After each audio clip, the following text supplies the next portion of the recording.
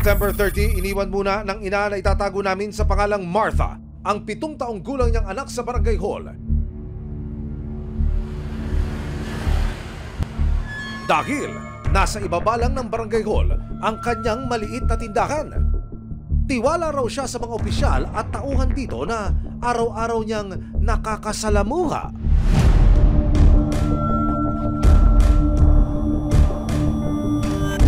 Lingid sa kaalaman ni Martha, ito na pala ang simula ng kasuklam-suklam na karanasan ng anak niyang si Jasmine. Hindi niya tunay na pangalan. Yung mga kinukomplain ko, halos mga nakasama ko din po sila dati. Hindi ko sukot akalain na mangyayari sa anak ko doon sa taas. Ang sumunod na mga pangyayari na resibuhan ng CCTV ng Barangay 541. Paalala lang po, maselan ang mga susunod ninyong mapapanood.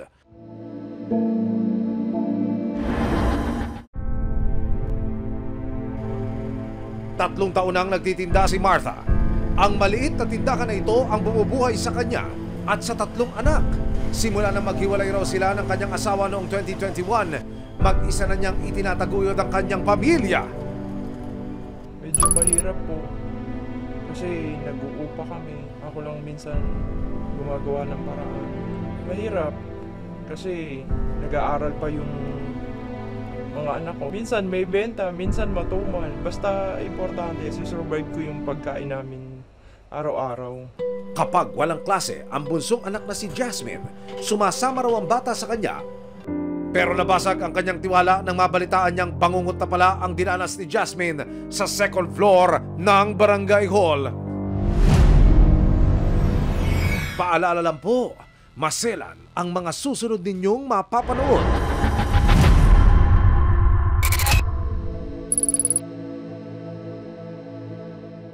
Alauna 1:30 ng hapon, makikita ang tanod na si Roy Olaguer na nakatambay sa 2nd floor ng barangay hall.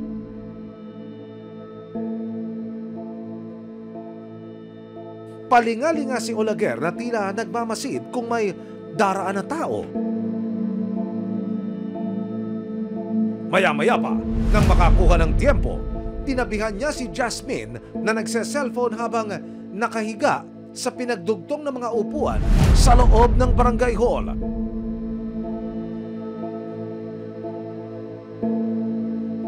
Ang tanod, sinimulang hawakan ng pang-itaas na damit ng bata.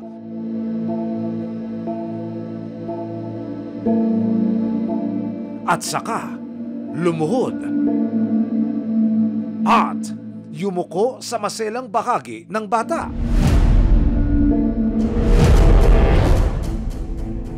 Habang ginagawa po ng tanod ang nakakarimarim na krimen sa musmos na si Jasmine, hindi niya namalayan na may isang kagawad palang papaakyat ng hagdan.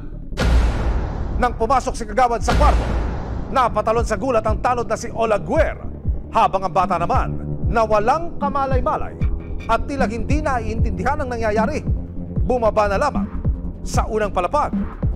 Sa puntong ito makikita ang 2 opisyalis ng barangay na mukhang nagkakaroon na ng diskusyon.